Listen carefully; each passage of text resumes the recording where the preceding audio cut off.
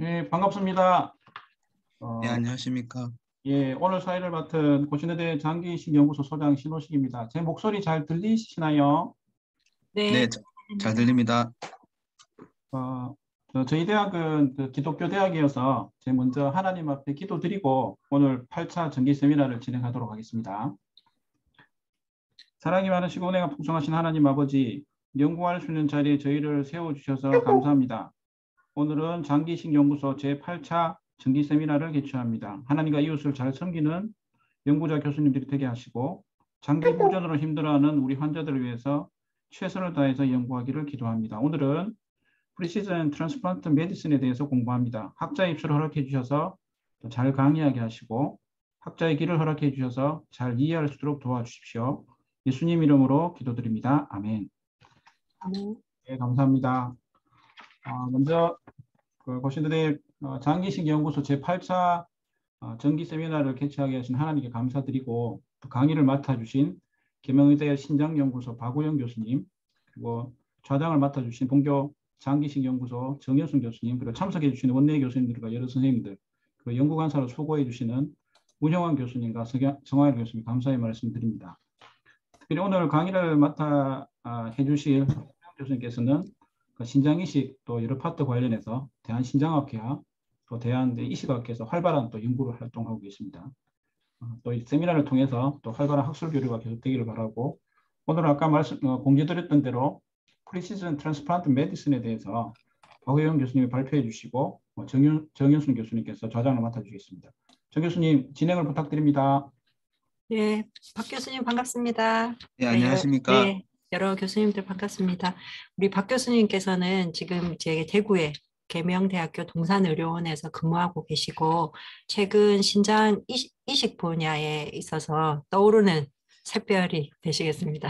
맞습니까? 감사합니다. 네, 그 계명대학교 의과대학을 졸업하시고 이후에 계속해서 계명대학교 동산의료원 에서 수련 받으시고 또 임상 강사로 일하시다가 가톨릭대학교 성모병원에서 임상 강사 하신 경력이 있으십니다.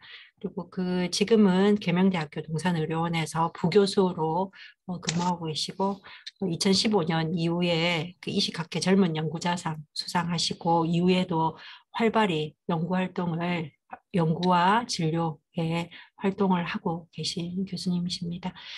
프리시즌 메디슨이 여러 분야에서 이제 대두되고 있는데 특별히 이게 가능할까 했던 또 이식 분야에 또 새로운 장이 열리고 있는 것 같습니다. 오늘 좋은 강의 부탁드립니다. 네, 박 교수님 부탁드리겠습니다. 네, 교수님 소개 말씀 감사드립니다.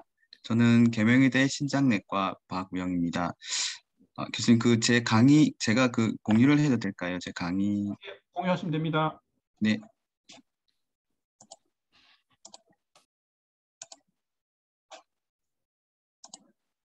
예, 잘 보입니다.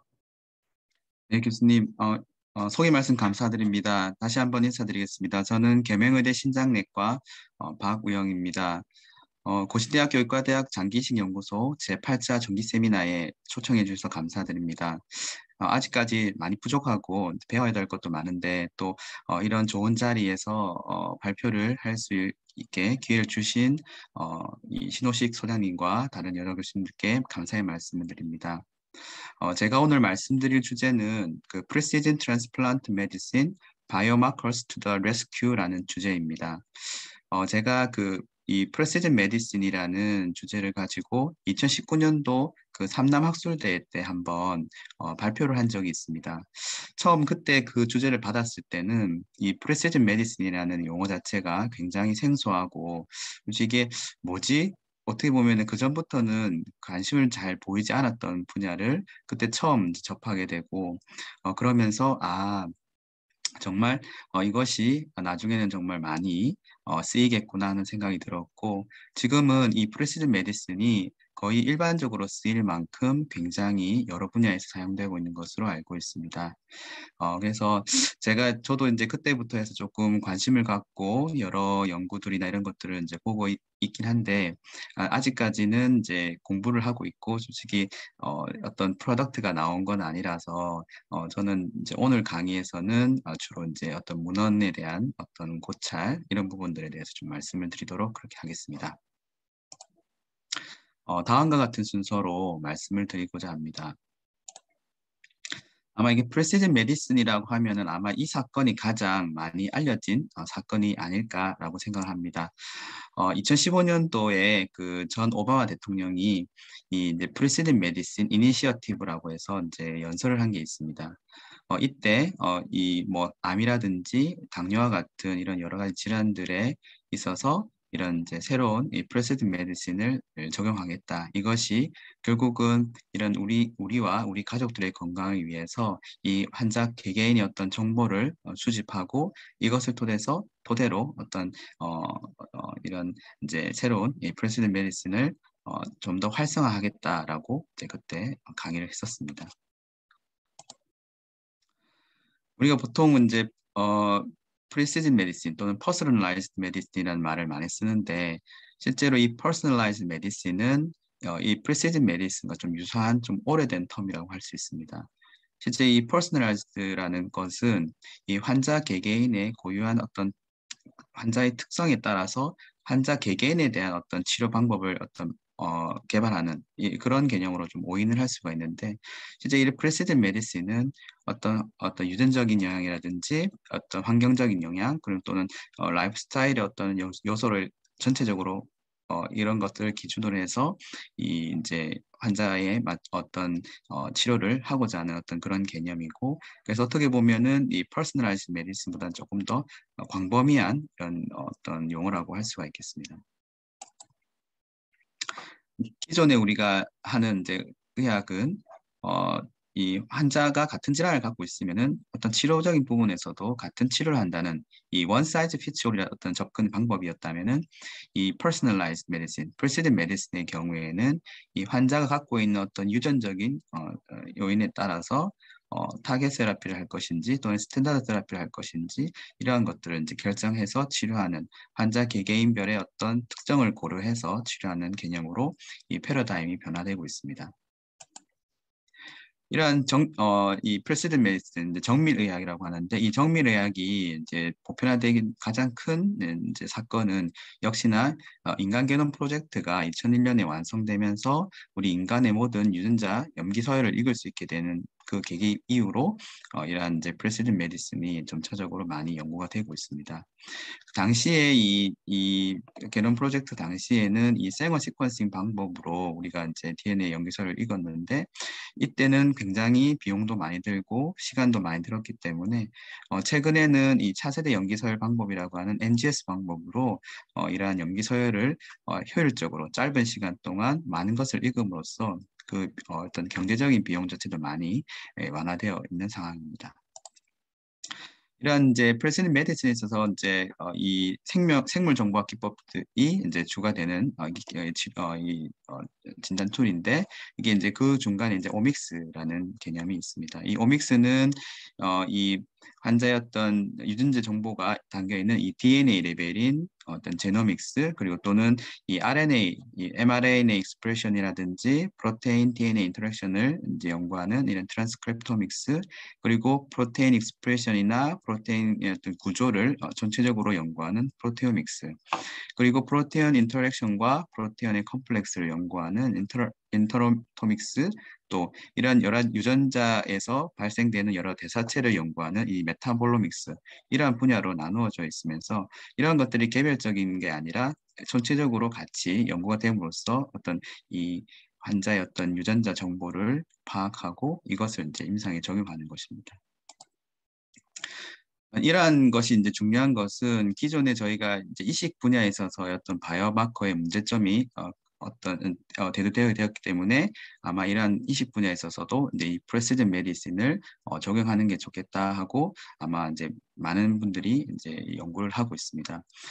일반적으로 우리가 트랜스플란트에 있어서의 어떤 바이오마커는 이런 세럼 크레아틴이나 EGFR 그리고 프로테인 유리아 그리고 어떤 이식 신장의 조직 소견 또는 이제 최근에는 거의 대부분 센터에서 다 하고 있지만 이 DSA 모니터링이라든지 일단 약물 농도를 측정하는 것 자체가 실제로 스페시피시나 이제 센시티비티가 낮고 또 이런 조직 검사는 굉장히 인베이시브한 프로시저이고 또 이것을 해석하는 병리 의사 입장에서는 이 샘플 자체가 굉장히 좀 에러가 있거나 또는 재현성이 부족하고 또 이 하나의 조직을 바라보는 이 병리학자들의 이 판단이 조금 다를 수가 있다는 그런 문제가 있을 수가 있고요.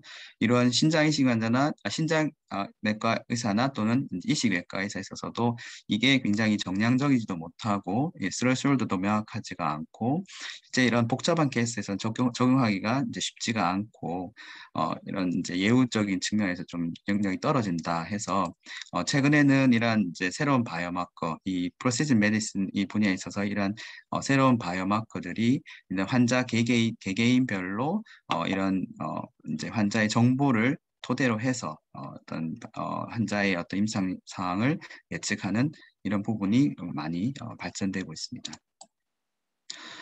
이식 쪽의 어떤 유전적인 분야에서의 오믹스를 보시게 되면은 결국 이 우리 몸의 정보를 담고 있는 이 DNA 분야에 있어서의 어떤 여러 가지 환경적인 영향들이 어떻게 영향을 미치는지 그리고 이 SNP가 이런 대표적으로는 우리가 이제 이 사이토크롬 P450의 이 엔자임에 있어서 이 칼슘 이니비터 사용에 있어서의 어떤 약물 농도의 영향 그리고 이런 mRNA에 있어서 이런 alternative splicing을 통해서 이런 디그라데이션 되는 mRNA를 가지고 우리가 이제 어떤 나오는 그 양이나 이런 것들에 따라서 어떤 트랜스플란트의 어떤 상황을 따라 예측해 볼 수가 있겠고 또 이런 어떤 세포의 에이포토시스에 따라서 발생되는 이런 이 DNA 특히나 이 셀프리 DNA를 통해서 이런 셀프리 DNA 어떤 양을 통해서 이런 그 이식의 어떤 아웃컴에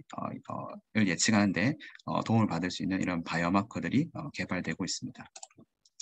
이런 트랜스플란테이션에서 이런 소스들은 결국은 우리 이 환자들의 블러드나 유린 또는 티슈 이런 부분을 가지고 이런 셀 프리 머티리얼이라든지 아니면 셀룰라 머티리얼을 확인하고 이런 것들을 확인함에 있어서는 이 테크닉으로는 마이크로레이나 PCR 또는 NGS, 플로우 사이토메트리, 루미넥스 같은 방법을 통해서 다음과 같이 이런 진 익스프레션 레벨이라든지 진이나 도너 드라이브 셀 프리 DNA 양이나 레이시오 또는 HLA 제노타이핑 등을 측정함으로써 이 이식 환자에 있어서 이런 이제 상태를 확인할 수가 있겠습니다. 보통 우리가 이식을 하게 되면은 결국은 이제 그때 이식을 한 이후부터는 이제 이 콩팥의 손상이 일어난다고 알려져 있고 실제 이 바이오마커에 있어서 중요한 것은 그 이식 이후에 실제로 뭐 신기능이 나빠지거나 아니면 조직학적인 변화가 생기는 이러한 상황이 될 때까지는 그 전부터 이 손상은 이루어지고 있기 때문에 이미 임상적으로 우리가 어떤 변화가 있었을 때 캐치해서 치료하기에는 이미 많이 늦은 상황이 될 수 있다 해서 최근에는 이런 그 이식 전에 어떤 환자의 어떤 유전적 소인이라든지 이런 것들을 체크하는 것과 또 이식 이후에 발생하는 여러 가지 뭐 mRNA라든지 이런 프로테인의 어떤 상태를 우리가 확인해서 이런 리젝션의 리스크를 파악하고 또는 톨러런스라든지 면역제제 치료를 모디파이 하거나 또는 알로그래프트 아웃컴을 예측하는 그리고 이런 알로그래프트 패솔로지를 진단하고 약물의 농도의 타겟을 정하는 이러한 바이오마커를 통해서 우리가 이러한 것들을 임상에 적용하고자 하고 있습니다. 그래서 실제 이 임상적인 디지즈가 나타날 때 액티브한 디지즈인 상태에서는 치료가 늦기 때문에 실제 이러한 디지즈가 생기지 않았을 때 그리고 이 서브클리닉한 디지즈 가 있을 때 이때 우리가 이제 미리 이런 이 상황을 예측해서 치료를 조기에 하는 것을 우리가 오히려 이제 지금 이 바이오마커 분야에 있어서는 이제 중요한 이제 것으로 생각하고 있고 그래서 이식 전에 이런 여러 가지 리스크를 알 수 있는 이런 바이오마커를 개발하거나 또는 이제 이식 이후에 어떤 진단적 바이오마커 그리고 이제 예후를 내거나 예후를 이제 예측할 수 있는 이런 바이오마커들 그리고 DSA나 이런 것들 이제 모니터링할 수 있는 바이오마커들 그리고 약물 농도를 적절하게 조절할 수 있는 이런 이 파르마코다이나믹한 바이오마커들을 개발하는 것이 굉장히 중요하겠습니다. 하지만 이러한 non-invasive한 바이오마커만으로는 현재 우리가 이제 진단하고 있는 이 인베이시브한 바이오마커를 대체할 수는 없기 때문에 적절하게 이러한 인베이시브한 바이오마커들을 적절한 시점에 같이 시행해서 같이 함께 이 결과를 이제 보고 판단해서 치료하는 것이 중요하다고 하겠습니다. 그래서 이러한 이제 바이오마커를 개발함에 있어서 미국에서는 다음과 같은 과정을 밟습니다. 환자 리시피언트와 도너에 있어서 이런 블러드나 유리는 샘플을 수집을 하고 이러한 여러 가지 임상적인 정보를 DNA 정보나 mRNA 정보, 프로테인 정보를 확인해서 어떤 바이오마커를 1차적으로 개발하고 이것을 인터널 밸리데이션의 과정을 거쳐서 새로운 바이오마커를 개발했다면은 이것을 이제 FDA의 승인을 받고 받는다면 이것을 실제 임상을 적용했을 때 실제 어떠한 효과가 있는지 이러한 과정을 밟습니다. 결국 이러한 여러 가지 이 과정을 밟아서 하나의 바이오마커가 만들어지기 때문에 굉장히 시간도 많이 걸리고 비용적인 측면에서도 굉장히 많은 비용이 듭니다. 그래서인지 많은 연구들이 이루어지고 있지만 실제적으로 임상적으로 사용되지 못하고 중간에 더 진행되지 못하는 그러한 바이오마커들도 많은 것으로 알고 있습니다. 그래서는 이제 뒤에서 말씀드릴 것은 우리가 이식 전에 우리가 해볼 수 있는 어떤 바이오마커와 이식 후에 특히나 이제 어큐트 리젝션과 관련된 여러 가지 바이오마커에 대해서 이제 말씀드리겠습니다. 가장 먼저 말씀드릴 것은 우리가 이식 전에 우리가 알아야 될 이 도너와 리시피언트의 매칭과 관련된 것입니다. 다들 잘 아시겠지만 이 HLA 미스매칭 정도가 증가할수록 이 그래프트 페일리어의 리스크가 증가하는 것은 다들 잘 알려진 사실이고 저희 병원에서도 실제로 이 환자를 대상으로 해보니까 역시나 이 HLA 미스매칭 정도가 클수록 이 그래프트 서바이벌이 낮은 것을 알 수 있었습니다. 하지만 저희가 일반적으로 하는 이 HLA 타이핑이 안티진 레벨의 로우 레졸루션의 이 타이핑이기 때문에 이것이 이제 최근에 이제 좀 문제가 있다. 실제로 같은 뭐 하나의 부모에 있어서 같은 쌍둥이라 하더라도 실제로는 조금 더 우리가 이 HLA 타이핑을 하이 레졸루션을 했을 때는 차이가 있고 실제로 쌍둥이에서도 이런 거부 반응 이런 것들의 위험성이 생길 수 있다는 것입니다. 그래서 기존의 이 안티젠 미스매칭 정도에 따라서 봤을 때보다 실제 이 애플렛 펑셔널한 이것을 봤을 때는 이 애플렛 미스매치를 했을 때는 좀 더 자세하게 이런 미스매칭 정도를 확인할 수가 있고 또는 각각의 이 싱글 몰큐 애플렛 미스매치를 통해서 조금 더 각각의 어떤 자세한 이 미스매치 정도를 확인해서 이것을 임상에 적용하는 것이 좀 더 유용하겠다고 최근에는 이제 보고가 되고 있습니다. 실제 일단 연구를 보시면은 이런 기존에 이 안티진 미스매칭을 했을 때는 이 미스매칭 정도에 따라서 이런 드노보 DSA 프리 서바이벌이라든지 DRDQ의 서바이벌에 있어서 통계적인 의미의 차이가 없었지만 실제 이것을 이제 애플렛 미스매치를 통해서 좀 더 세부적으로 어떤 연구를 봤을 때는 실제로 통계적으로 의미 있는 어떤 결과를 보임으로써 이런 HLA 애플렛 미스매치가 임상적으로 굉장히 좀 더 유용하다고 할 수가 있습니다. 또 이런 애플렛 미스매치 정도를 이제 리스크를 카테고리로 나누어서 로우 리스크, 인터메디ate 리스크, 하이 리스크로 나눴을 때 실제 이 TCMR이나 HLA DRDQ, 드노보 DSA 또는 안티바디 메이드 리젝션과 관련돼서 실제 이 미스매치 정도가 높은 이 하이 리스크에 있어서 이 예후가 좋지 않은 것을 볼 수 있을 때 이런 그 애플렛 미스매치를 하는 것이 하이 레졸루션의 HLA 타이핑을 통해서 애플렛 미스매치를 임상에 적용하는 것이 좀 더 유용하다고 할 수가 있겠습니다.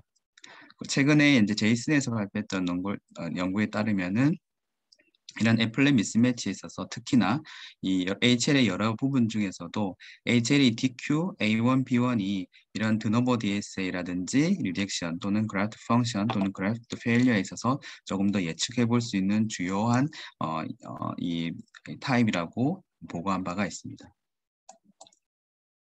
또 이런 애플렛 미스매치가 실제 저희가 사용하는 이 CNI, 이 타크로리무스 레벨을 결정함에 있어서도 아주 중요한 이 영향을 미친다고 하는 연구가 있습니다.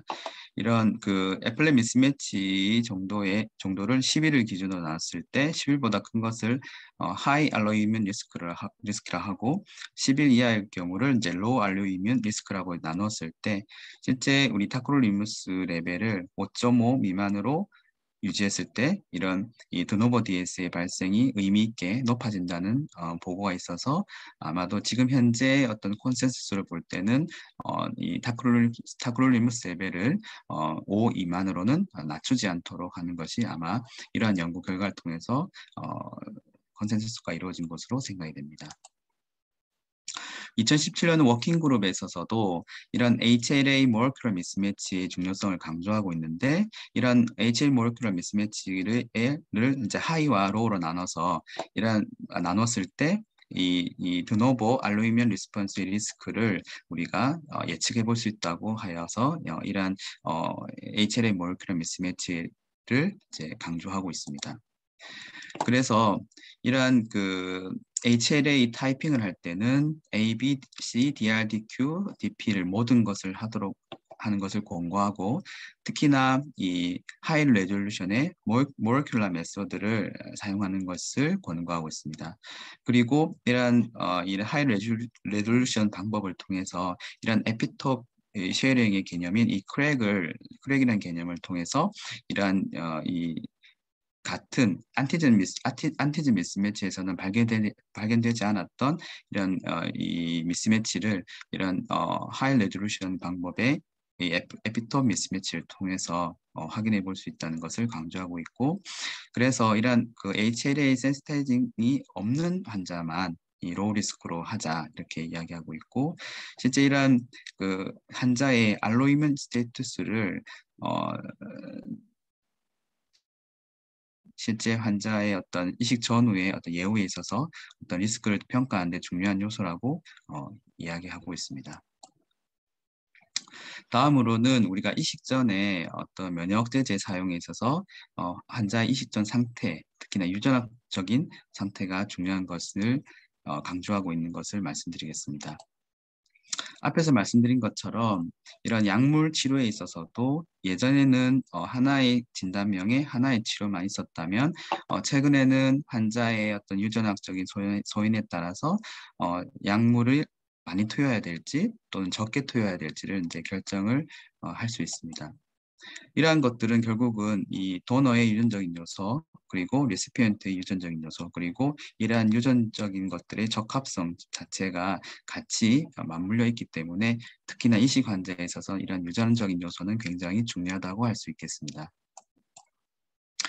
그래서 이런 도너와 레시피언트에 있어서 이런 유전적인 베리언트가 이런 그 인네이트 이뮤니티나 어댑티브 이뮤니티와 연관성이 있고 특히나 이런 같은 어떤 이식 환자에 있어서 이런 면역체제 타입이나 용량, 이런 노출이 같다 하더라도 기존에 갖고 있는 환자들의 어떤 유전적인 소양이 다르기 때문에 임상적으로 어큐트 리젝션이라든지 알로그래프틱 서바이벌이나 드럭토스티스가 다르게 나타난다는 것입니다.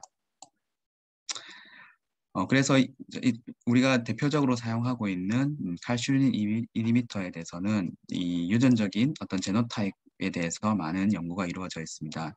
특히나 타크롤리무스의 경우에는 사이토크롬 3A5와 3A4가 이 연관성이 깊다고 보고되고 있고 특히나 이 사이토크롬 3A5를 갖고 있는 환자에 있어서는 이런 타크롤리무스의 용량을 좀 더 줄이도록 권고하고 있고, 반대로 이 사이토크롬 P3A4를 갖고 있는 환자에 있어서는 오히려 이 타크롤리무스의 용량을 좀 더 올리도록 이렇게 권고하고 있습니다. 그리고 이 사이클로스포린의 경우에는 ABC0의 이런 제노타입과 연관성이 있다고 보고되고 있습니다. 이 그림을 보시게 되면은 실제 타크롤리무스와 이 사이클로스포린을 비교한 걸 보시게 되면은 이 사이토크롬 P3A5를 갖고 있는 이 환자들의 경우에 있어서는 실제 이 타크롤리무스 농도가 영향을 의미 있게 차이가 나지만, 실제 이것을 갖고 있는 환자들이 이 사이클로스포린을 쓰게 될 경우에는 임상적으로는 큰 차이가 없기 때문에, 이런 것을 갖고 있을 때, 그리고 약물을 아무리 조금만 써도 약물이 용도가 계속 지속적으로 높아지는 경우에는 이 사이클로스포닌으로 교체하는 것이 하나의 어떤 면역제들을 사용하는 하나의 또 다른 대안이라고 할 수가 있겠습니다. 그 외에도 아자치오프린이라든지 마이코페놀레이트 모페틴이나 시룰루무스, 에볼루무스 같은 경우에도 이런 제노타입이 알려져 있고, 이러한 제노타입에 따라서 이런 임상적인 이 결과들이 다르게 나타나기 때문에, 아마도 이러한 다른 약제들도 이러한 것들을 이제 고려해서 사용하는 것이 중요하다 하겠습니다. 이 면역제제뿐만 아니라 이러한 유전적 소인 자체가 특히나 뭐 코데인이나 아니면 보리코나졸, 클로피도그렐, warfarin, 심바스타틴, 알로피루린과 같은 이러한 약제에 있어서도 관련되어 있는 이 제노타입을 갖고 있다면 이런 환자들에 있어서는 이 약을 조절하는 것이 중요하다고 하겠습니다. 다음으로는 이식 후 발생될 수 있는 이 어큐트 리액션과 관련된 리스크를 어세스함에 있어서 각 환자의 어떤 개별적인 영향에 대해서 말씀드리고자 합니다. 이런 어큐트 리액션과 관련된 이런 바이오마커들은 굉장히 많이 연구가 되어 있습니다. 이러한 페리페럴 블러드를 통해서 이 mRNA를 특정한다거나, 또는 유린으로서 이 mRNA를 특정하거나, 또는 케모카인, 유린에서의 케모카인, 그리고 이제 이런 마이크로 RNA, 그리고 림포사이트의 페노타입을 통해서 이런 여러 가지 바이오마커들을 통해서 이런 리액션의 리스크를 이제 우리가 예측을 하는 이런 연구들이 많이 이루어지고 있습니다.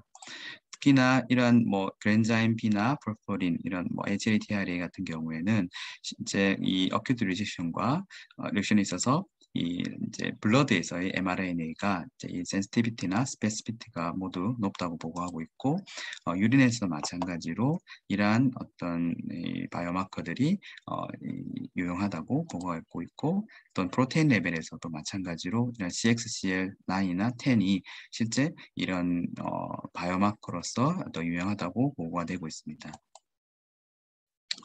저는 특히나 2019년도에 이 강의를 한번 준비했을 때 가장 좀 인상 깊었던 이제 이 연구가 이 K-SOT입니다.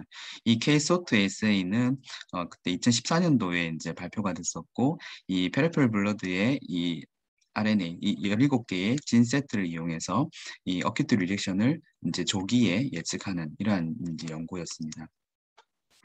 총 558명의 블러드 샘플을 가지고 했던 연구이고, 이것을 가지고 이 면역학적으로 하이 리스크, 인터메디 리스크, 로 리스크로 나눠서 봤을 때 실제 어큐트 리젝션이 있던 환자들에서는 K-SOT 스코어가 굉장히 높았고, 어큐트 리젝션이 없는 경우에는 오히려 낮은 것을 통해서 이런 이 어큐트 리젝션을 이제 어큐트 리젝션과 이 K-SOT 스코어가 굉장히 연관성이 깊다고 보고하였고, 특히나 이 어큐트 리젝션이 생기기 그 3개월 전부터 점차적으로 이 K-SOT 스코어가 점차적으로 증가되었고, 실제 어큐트 리액션이 왔을 때 치료를 함으로써 이 K-SOT 스코어가 점차적으로 감소되는 이러한 것들을 통해서 이 바이오시 프로브 어큐트 리액션이 K-SOT 스코어를 통해서 3개월 전이나 그 전에 이런 것들을 예측할 수 있는 인자가 될 수 있다라고 그때 발표한 바가 있고요. 그래서 이것이 2016년도 5월 달에 이뮤코어에서 이제 상용화되었습니다. 실제 K-SOT를 이런 이제 직접 우리나라에서는 지금 측정할 수는 없지만은 미국에서는 아마 측정이 정기적으로 이루어지고 있다고 들었습니다. 실제 이 채를 해서 이를 통해서 보내면 여기서 이제 그걸 측정을 하고 72시간 이내에 이 결과를 이제 이 피지션한테 보내줌으로써 빠르게 이 환자의 어떤 어큐트 리젝션을 예측하는 것이 이제 상용화되어서 사용되고 있다고 하고 있습니다. 그 외에도 이런 여러 가지 바이오마커들이 개발됨으로써 이러한 리액션 리스크를 예측하고 어떤 약물 조절함에 있어서 특히나 앞에서 말씀드렸던 사이토크롬 P3A5의 경우에는 이런 그 옵티멀한 이 면역 억제제의 용량을 조절하는 데 사용되고 있지만 최근에 또 많이 이야기되고 있고 연구되고 있는 것이 이제 도넛 derived cell-free DNA입니다. 이것은 이런 리액션이나 또는 어떤 스페시픽 인펙션이나 또는 이스케미아 같은 어떤 그래프트 인저리를 조기에 발견하는 마커로서 알려져 있고 이러한 것들을 이제 추적하는 것이 실제 추적하고 모니터링하는 것이 어떤 리젝션의 어떤 이제 진단과 어떤 치료의 효과를 볼 수 있다고 보고하고 있습니다. 그 셀프리 DNA 경우에 있어서는 특히나 여러 이식 중에서도 신장 이식에 있어서는 이 유리널 트랙트에 있는 이 도너의 셀프리 DNA가 이식을 받으면서 이 도너와 이 리시피언트의 어떤 이 셀프리 DNA가 같이 혼재하고 있는데 그 중에서 이제 도너 디라이브드 셀프리 DNA를 양을 측정해서 이 비율이 보통 컷오프로 1%라고 하는데 1% 이상일 때는 이 그래프트 인저리라고 우리가 판단을 하고 있습니다.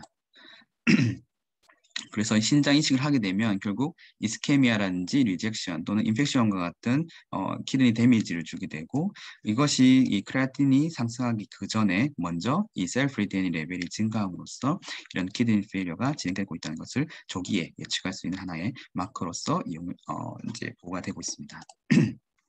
이제 이식을 하고 일주일 이내에 굉장히 이제 증가되어 있던 셀프리 DNA가 점차적으로 시간이 지나면서 이식이 안정되면서 이제 점차적으로 이 0.5% 미만의 어떤 레벨로 유지가 되는데 실제 이러한 리젝션이 발생했을 때는 이 셀프리 DNA 레벨이 이제 급격히 증가했다가 치료를 함으로써 점차 다시 이렇게 떨어지는 양상을 보고 우리가 미리 이 리젝션을 예측하고 치료 경과로 우리가 판단해 볼 수가 있습니다.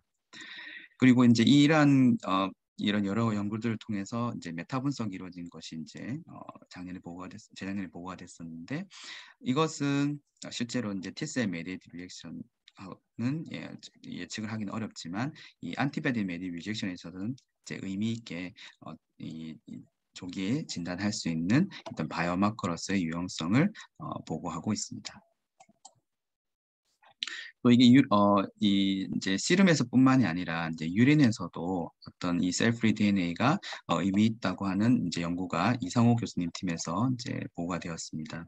이 85명의 신이식 환자의 이 블러드 유린 샘플을 이제 모았고 보면은 이 유린 마이토콘드리아 DNA 레벨과 이 GFR은 역의 상관관계를 가져서 실제 이 신기능이 나빠지면 이 유린 마이토콘드리아 DNA가 이제 상승하는 것을 가지고 이제 이 임상 사항을 이제 판단하고 있습니다. 그래서 이렇게 이제 슬로우 그래프트 펑션, 이 DGF로 갈수록, 그러니까 알로프 펑션이 회복이 늦을수록 이런 이제 유리너리 마이토콘드리아 DNA 레벨이 증가된 것을 통해서 이 DGF를 우리가 예측을 할 수가 있고, 실제 이 디시스 도너에서 KT가 이제 리빙토너 KT보다는 조금 더 유린 마이토콘드리아 DNA 레벨이 높다고 보고하고 있고, 어큐트 리젝션에서 좀 더 다른 ATN이라든지 다른 상황보다는 좀 더 높은 레벨을 보고 이 어큐트 리젝션을 조금 더 진단함에 있어서 이제 도움을 받을 수가 있고, 이식 초기의 신기능에 있어서도 이 유린 마이토콘드리아 DNA 레벨이 가장 낮은 것이 이 신기능이 가장 좋다고 해서 이런 신기능과 이런 유린 마이토콘드리아 DNA 레벨과의 상관성에 대해서 보고한 바가 있습니다.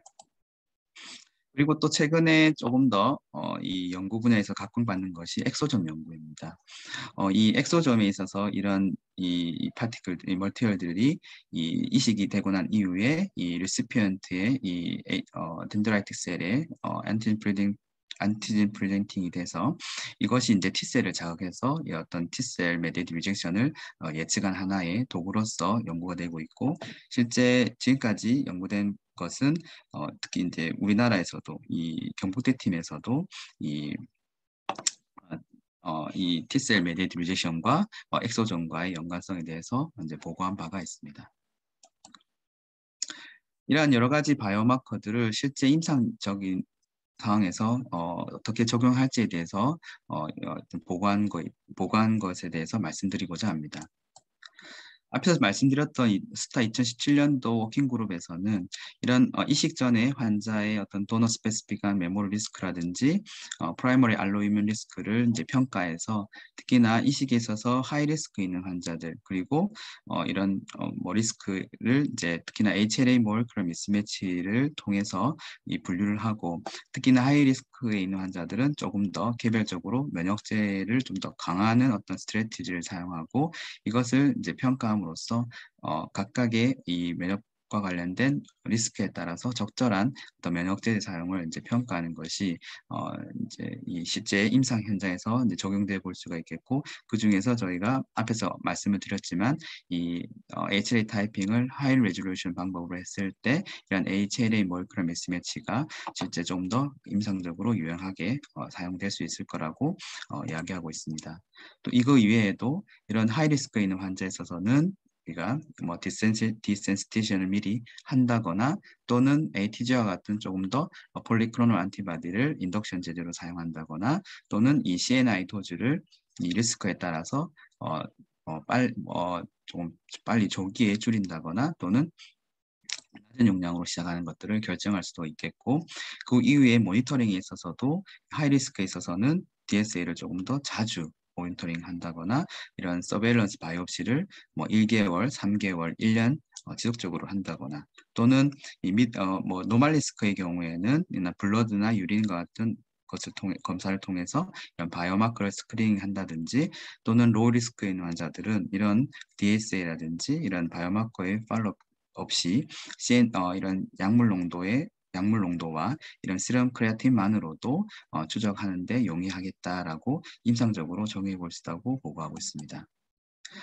그리고 앞에서 말씀드렸던 이런 이식 환자의 어떤 도너와 리시피언트의 어떤 유전적인 소인을 이제 연구해서 그걸 갖다가 밝혀서 이것을 실제 환자의 어떤 임상 기록에 남겨두고, 실제 어떤 임상적인 어떤 결정이 필요할 때 이것을 제노타입에 따라서 약을 조절할 것인지 아니면 GFR에 따라서 약을 조절할 것인지를 판단해 볼 수 있습니다. 기존에 우리가 전통적으로 사용하는 이런 이식 환자에서의 치료는 약을 써보고 나쁘면 또 조절하고, 이런 식으로 에러 앤 트라이얼 어프로치를 통해서 이렇게 약물을 조절했다면 이것이 결국은 오버 이뮤노 서프레션이나 또는 언더 이뮤노 서프레션을 일으킬 수가 있고, 이런 드럭 톡시시티라든지 이런 그래프트 리젝션을 더 잘 일으킬 수 있거나, 또는 약의 어떤 부작용을 더 야기할 수가 있겠고, 이거럼으로써 모빌리티나 모틸리티를 증가할 수 있고, 또 의료 비용을 또 상승시킬 수 있는 그런 단점이 있지만, 이런 이제 프레시전 메디슨을 통해서 환자의 어떤 유전적인 어떤 소인이라든지 약물과 관련된 부분들, 이런 것들을 기존의 지식으로 갖고 있어서 이에 따라서 환자의 어떤 개별화된 치료를 하는 것이 어떤 환자의 어떤 위험이나 또는 이 비용적인 면에서 좀 더 효과적이라고 이야기할 수 있습니다. 또한 이러한 그 여러 가지 이제 리스크를 스코어링해서, 이런 스코어링에서 하이 리스크라고 판단됐을 때는 조금 더 면역 제제나 또는 모니터링을 좀 더 강화하고, 그렇지 않은 경우는 일반적인 치료를 하거나, 또는 앞에서 말씀드렸던 사이토크롬 P3A4나 5를 갖고 있는 환자에 있어서는 일단은 이 타크로리무스 레벨을 조금 더 조심스럽게 조절하는 것이 실제 임상 현장에서도 사용될 수 있을 가능성이 높습니다. 그래서 지금까지 이 이식 환자에 있어서 이런 이 것들을 이제 바이오마커에 대해서 요약을 하게 되면은, 이 안티젠 안티바디 테스팅에 있어서는 우리가 에피톱, 애플렛 미스매치를 하이 레졸루션으로 타이핑을 해서 애플렛 미스매치를 하는 것이 이런 드노버 DS의 발생이라든지 이런 그래프트 리젝션에 있어서 좀 더 유용한 이식 전에 할 수 있는 바이오마커라고 할 수가 있겠고, 이런 HLA-DP나 CW 안티바디를 측정하는 것은 이식 전으로 측정하는 것이 결국 AMR이라든지 그래프트 페일리어를 예측할 수 있는 하나의 바이오마커로 사용해 볼 수가 있겠습니다. 그리고 특히나 DSA가 네거티브가 나오는 안티바디 메디얼 리젝션의 경우에는 이 non-HLA 안티바디를 이식 전으로 측정하는 것을 해볼 수가 있겠고, 이런 그 오믹스 분야에 있어서는 이런 이식 이후에 블러드나 유린 검사를 통해서 이러한 그래프트 리젝션과 인펙션을 감별하고 예측해 볼 수 있는 하나의 도구로서 사용해 볼 수가 있겠습니다. 결론을 말씀드리면 이 프리시즌 메디신은 현재 의학이고 미래 의학이고 이식 분야에 있어서 굉장히 가치 있는 목표라고 하겠습니다. 이런 non-invasive 바이오마커는 이식 전과 후에 어떤 이식 전의 위험 요소를 평가하고 이식 이후에 어떤 리젝션에 대한 어떤 모니터링함에 있어서 굉장히 중요한 요소라고 하겠습니다. 최근의 연구들에서는 이런 HLA 모lecular mismatch가 굉장히 이식 전의 환자의 위험 상태를 판단하고 이것을 토대로 면역 제제를 조절하는 것에 있어서 아주 중요한 요소로 많이 이야기되고 있습니다. 또한 이런 유전적인 어떤 분석 자체, 환자에 대한 유전적인 분석 자체가 환자의 어떤 개발한 치료에 있어서 중요하고 이것이 결국은 이 면역과 관련된 합병증이라든지 이식 후의 어떤 질환들 이런 것들을 평가함에 있어서 어떤 하나의 중요한 검사 방법이고 검사고 꼭 이루어져야 될 것이라고 이 바이오마커를 개발하는 많은 연구자들이 주장을 하고 있습니다. 특히나 최근에 이야기되고 있는 이 셀-프리 DNA는 이러한 그 굉장히 이제 센시티브한 마커이지만 아직 이 리젝션뿐만이 아니라 다른 여러 가지 질환, 동반되는 질환이나 이런 캔서 타입에서도 증가될 수 있기 때문에 아직까지는 이 상용화하기는 조금 어렵고 많은 연구가 필요하다고 하겠습니다. 결론적으로는 이러한 여러 가지 이 패러다임의 변화가 결국은 알로브 서바이벌을 증가시키고 환자의 어떤 사망률을 낮출 수 있는 중요한 변화라고 할 수 있겠습니다. 경청해 주셔서 감사합니다. 네, 교수님. 너무 재미있네요. 몰랐던 부분들 정리 너무 잘해주셔서 감사드립니다. 혹시 그 질문이나 코멘트 있으시면 부탁드리겠습니다. 예, 교수님 신호식입니다. 강의 잘 들었습니다. 예, 네. 그 이식 콩팥 이식이든 여러 하여튼 이식 분야에서 그 환자 그 거부반응 관련한 게 결국은 프리옵으로 해서 특히 HLA 잘 맞도록 그게 이제 에피톱인 것 같고 그다음에 페리옵 상태 OP 상태에서 또 이렇게 잘 붙이는 것도 중요하고 포스트옵 상태에서 결국은 초기에 이제 거부반응 오기 전에 아까 보니까 뭐 한 3개월 전에 하여튼 빨리 알 수 있으면 좋을 것 같습니다. 결국은 근데 현재 봐서는 이게 각각이 다 흩어져 있는 정보들이라서 어느 하나로는 힘들 것 같고 요즘 많이 사용하고 있는 만약에 인공지능을 좀 사용한다면 예를 들어서 프리옵에 있었던 정보, 그다음에 수술장에 있었던 정보, 수술 이후에 환자 팔로우 하면서 그 정보들이 다 엮어서 들어가면 아마 좀 환자에게 적합한 면역 억제제 농도라든지 그게 잘 모르겠지만 그런 식으로 좀 가능하지 않을까 그런 생각이 드는데 교수님 생각 좀 어떠신지요? 예, 좋은 말씀 감사드립니다. 그래서 이제 이런 바이오마커들이 이제 단순하게 어떤 하나의 시점에 어떤 측정하는 바이오마커 자체가 이 어떤 이식 장기의 어떤 아웃컴을 100% 이야기해 줄 수는 없고 예측할 수는 없는 것으로 아마 다 컨센서스가 이루어지고 있습니다. 그래서 이제 우리나라에서도 이러한 이제 바이오마커를 이제 개발하는 일단 이 그룹이 있는데 이게 이제 아트케이티라는 이제 최근에 이제 발표를 하셨고, 이 7년간의 어떤 이 다기관에서 이 각 분야별로 예를 프로테오믹스라든지 메타볼로믹스나 트랜스크립토믹스나 아니면은 이문셀과 가지고 이런 여러 가지 분야를 이제 종합적으로, 그러니까 각각의 분야에 있어서 이런 바이오마커들을 개발하고 이것을 가지고 이 하나의 모델을 만드는 거죠. 그러니까 여러 가지 각각의 점수들을 가지고 이 이러한 바이오목과 관련된 어떤 리스크를 종합적으로 평가해서 실제로 이 스코어링을 했을 때 그 스코어에 맞춰서 이러한 어떤 거부 반응이라든지 이런 것들을 좀 조기에 평가하는. 그래서 말씀해 주신 것처럼 개별적이 아닌 통합된 어떤 환자의 어떤 변화를 판단하는 그런 방향으로 비단 우리나라의 그룹뿐만이 아니라 제가 앞에 말씀드렸던 K소트를 개발했던 이 사활 그룹에서도 이러한 것들이 계속 많이 연구가 되고 있는 것으로 알고 있습니다. 그리고 말씀해 주신 것처럼 요새는 이제 AI가 이제 많이 여러 분야의 의료 분야에서 많이 적용되고 있고 실제 이게 이제 이 빅데이터라고 하는 것이 실제 많은 환자들의 어떤 이 데이터만 빅데이터가 아니라 실제 환자가 갖고 있는 이 우리 염기 서열 이 어떤 유전적인 분야도 굉장히 많은 정보를 담고 있고 그러한 부분들이 실제로는 AI가 접목되면서 이런 여러 가지 생물 정보학 기법을 통해서 이런 연구들이 진행되는 것으로 알고 있고, 실제 이러한 것들은 굉장히 좀 더 많이 이제 활성화되면서 좀 더 연구가 돼야 될 것으로 생각합니다. 예, 감사합니다. 교수님 아까 그 셀프리 DNA나 캐솔트 이 자체가 그 뭐 AM 그러니까 안티바디 메디에이티드 리젝션이나 셀 메디에이티드 리젝션을 DDX 해줄 수 있는 거는 아니고 그냥 브로드한 리젝션의 개념을 말해주는 건가요?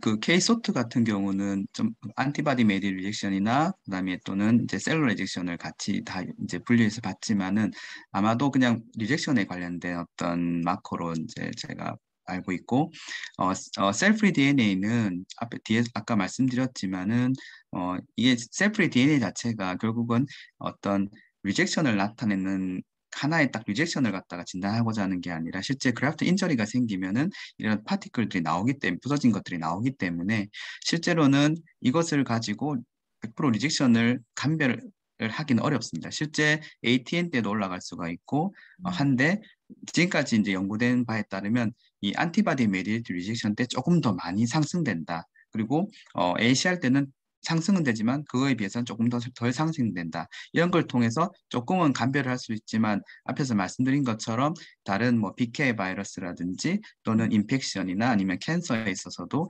영향을 받기 때문에 아직까지는 이 셀프리 DNA가 최근에는 많이 각광받고 있지만은 이것만 가지고 이런 이 리젝션을 감별하거나 구분하기는 좀 어렵다고 생각이 듭니다. 그 아까 애플렛 네. 말씀하셨는데 그게 실제로 뭐 저희들 한국에서 뭐 그러니까 뭐 연구비로나 이렇게 실제 조금 시행을 하고 있는가요?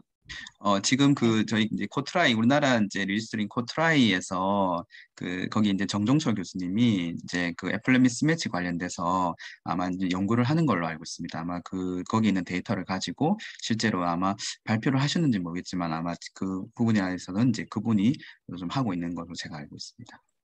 예, 교수님 그 이플렉 관련해서 그 코멘트 하나 드리면 최근 아마 그 울산대병원 그 이종수 교수님 팀에서도 아마 일단 초록으로 발표된 걸로 알고 있고 그 이제 실제로 임상에 좀 지금 적용을 하려고 많이 쓰시고 있는 것 같습니다. 근데 아마 뭐 아시겠지만 이게 하이 레졸루션은 보통 그 헤마 온콜로지, 헤마톨로지에서 보통 본메르 트랜스플란테이션 할 때 보통 하이 레졸루션 쓰는데 아마도 그 이제 고형장기 이식 같은 경우도 하이 레졸루션 쪽으로 아마 넘어가 있지 않을까 개인적으로 생각이 듭니다. 이상입니다. 네, 좋은 코멘트 감사합니다. 저희 병원 같은 경우에서도 지금 이제 하이 레졸루션으로는 하고 있습니다. 실제 앞에서 말씀드린 것처럼 이 애플렛 미스매치에 있어서는 HLA DRDQ가 조금 더 특이적으로 특히나 DQ에서 조금 더 특이적으로 의미 있는 것으로 보고가 되고 있어서 실제 그 DQ 자체가 또 이제 이 크로닉 리액션에 굉장히 영향을 미친다고 또 알려져 있기 때문에 저희도 가능한 한 이제 하이 레졸루션 방법으로 함으로 해서 실제 조금 더 이제 그런 것들을 좀 더 보고자 하고 있습니다. 네, 시간이 벌써 돼서 마지막으로 하나 정도 질문 받겠습니다. 교수님. 더 질문은 없으신가요?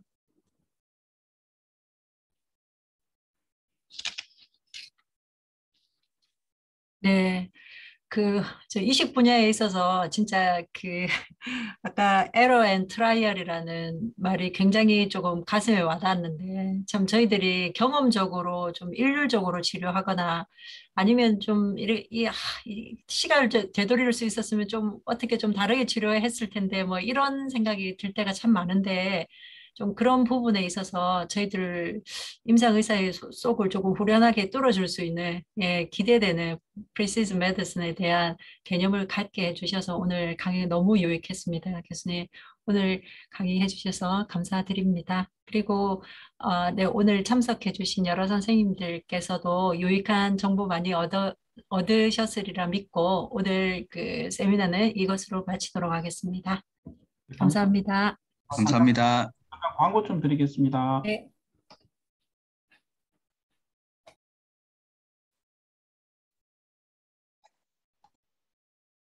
예, 오늘 강의해 주신 또 박우영 교수님, 또 차장 맡아 주신 정현순 교수님께 감사의 말씀을 드립니다.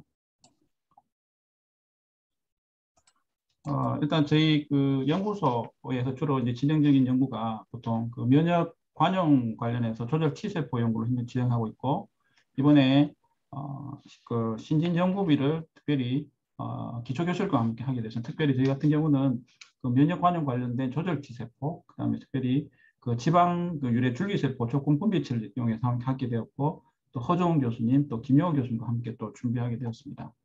Treg, 그 이외에도 거대 세포 바이러스라든지 다양한 이식 연구들을 이렇게 진행을 하고 있습니다.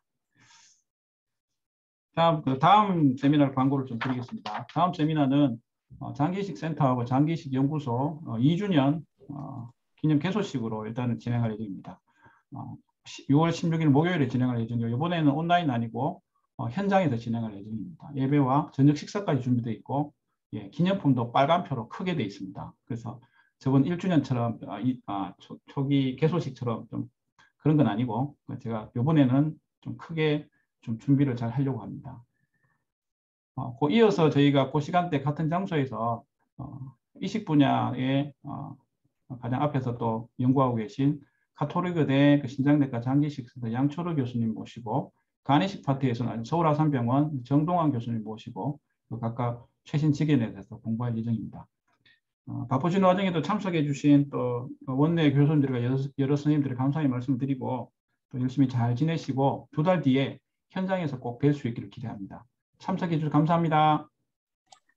감사합니다. 감사합니다. 수고하셨습니다.